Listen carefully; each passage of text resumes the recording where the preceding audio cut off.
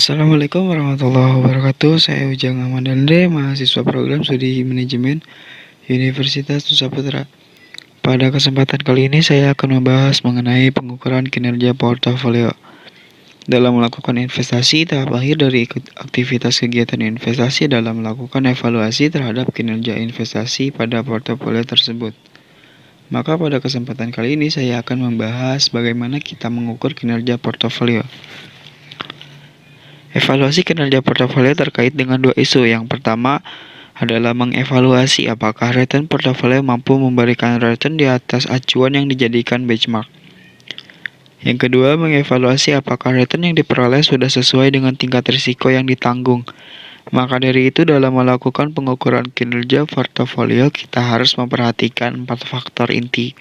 Di antaranya yaitu yang pertama adalah tingkat risiko, yang kedua adalah periode waktu kita mengukur kinerja portofolio, yang ketiga penggunaan patok duga atau benchmark yang sesuai sebagai acuan untuk kita melihat apakah portofolio tersebut outperform atau underperform. Kemudian yang terakhir adalah tujuan investasi. Mengukur tingkat return portofolio. Metode yang dapat digunakan adalah metode sederhana yang biasa dipakai dengan menghitung semua aliran kas yang diterima, yaitu dividen ditambah capital gain, dan selanjutnya dibagi dengan nilai pasar portofolio pada awal periode investasi tersebut. Kelemahan metode ini adalah hanya sesuai untuk investasi yang statis, yaitu portofolio yang tidak mempunyai arus kas keluar maupun arus kas masuk dari investor. Bagaimana cara mengatasi kelemahan metode pengukuran sederhana tersebut? Untuk mengatasi hal tersebut, kita dapat menggunakan metode alternatif yang bisa mengakomodasi waktu dan adanya arus kas keluar maupun masuk dari investor, yaitu yang pertama adalah TWR atau Time Weighted Rate of Return. Ini menggambarkan besarnya TWR. Ini tidak dipengaruhi oleh penambahan atau penarikan dana yang dilakukan oleh investor selama periode perhitungan return portofolio. Yang kedua adalah DWR atau Dollar Weighted Rate of Return. Return yang benar-benar diterima oleh investor ditentukan oleh besarnya arus kas keluar ataupun masuk dalam investasi portofolio akibat penambahan atau penarikan dana yang dilakukan investor selama periode perhitungan return portofolio tersebut. Perbandingan TWR dan DWR. Yang pertama adalah persamaan dari keduanya, yaitu kedua metode tersebut sama-sama bisa digunakan untuk menghitung return portofolio dan sama-sama merupakan metode perhitungan yang valid. Kemudian ada perbedaan dari TWR dan DWR. Yang pertama, DWR lebih sesuai digunakan oleh para investor karena metode ini akan bisa menjawab pertanyaan, berapa besarkah return yang akan diterima investor? Kemudian yang kedua, TWR lebih cocok digunakan untuk manajer investasi karena dapat menjawab pertanyaan berapa besarkah return yang dapat ditawarkan portofolio tersebut. Kemudian ada risk adjusted performance. Mengukur kinerja sebuah portofolio tidak bisa hanya dilihat atau tidak bisa hanya melihat tingkat return yang dihasilkan, tetapi juga harus memperhatikan tingkat risiko portofolio tersebut.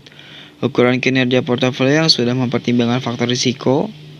Ada banyak metode yang dapat digunakan, tetapi pada umumnya metode yang digunakan adalah sebagai berikut. Yang pertama adalah indeks Sharpe, yang kedua ada indeks Trainer, dan yang ketiga adalah indeks Jensen.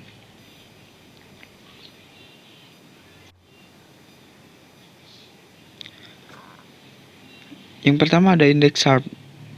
Indeks Sharpe disebut juga Reward to Variability Ratio.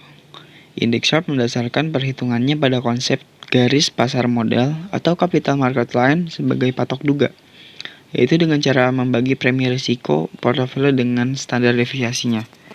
Persamaannya adalah Sharpe sama dengan return portofolio dikurangi return free dibagi standar deviasi. Kemudian ada indeks Trainer, sering disebut reward to volatility ratio, yaitu asumsi bahwa portofolio sudah terdiversifikasi dengan baik sehingga risiko yang relevan adalah risiko sistematis. Persamaannya adalah Trainer sama dengan return portofolio dikurangi return free dibagi beta portofolio. Kemudian ada index sharp dan index trainer. Index sharp dan index trainer akan memberikan informasi peringkat kinerja portofolio yang berbeda. Pilihan indeks mana yang akan dipakai tergantung dari persepsi investor terhadap tingkat diversifikasi dari portofolio tersebut. Dalam indeks sharp, risiko yang dianggap relevan adalah risiko total atau penjumlahan risiko sistematis dan risiko tidak sistematis. Sedangkan pada indeks trainer hanya menggunakan risiko sistematis atau beta saja. Jika suatu portofolio dianggap telah terdiversifikasi dengan baik, berarti return portofolio tersebut hampir semua dipengaruhi oleh return pasar. Untuk portofolio tersebut tentu saja lebih tepat jika kita menggunakan indeks trainer. Jika return suatu portofolio hanya sebagian kecil saja yang dipengaruhi return pasar, tentu saja lebih tepat jika digunakan indeks sharp sebagai alat ukur untuk mengevaluasi kinerja portofolio tersebut. Lalu dengan kata lain, suatu portofolio yang sudah terdiversifikasi dengan baik, maka sebenarnya menggunakan indeks trainer ataupun sharp itu akan menghasilkan hasil yang sama. Karena total risk sudah hampir sama dengan systematic risk. Kemudian yang terakhir adalah indeks Jensen. Indeks Jensen merupakan indeks yang menunjukkan perbedaan antara tingkat return aktual yang diperoleh portofolio dengan tingkat return yang diharapkan jika portofolio tersebut berada pada garis pasar modal. Persamaannya adalah indeks Jensen sama dengan return portofolio dikurangi return fee diregresikan return pasar dikurangi return fee dikali beta. Jika Jensen alpha positif dan signifikan, maka dapat dikatakan bahwa portofolio tersebut outperform. Tetapi jika negatif dan signifikan, bisa dikatakan portofolio tersebut underperform. Jika positif ataupun negatif tetapi tidak signifikan, maka portofolio tersebut tidak dalam keadaan outperform atau underperform. Artinya Jensen alpha itu tidak beda dengan nol.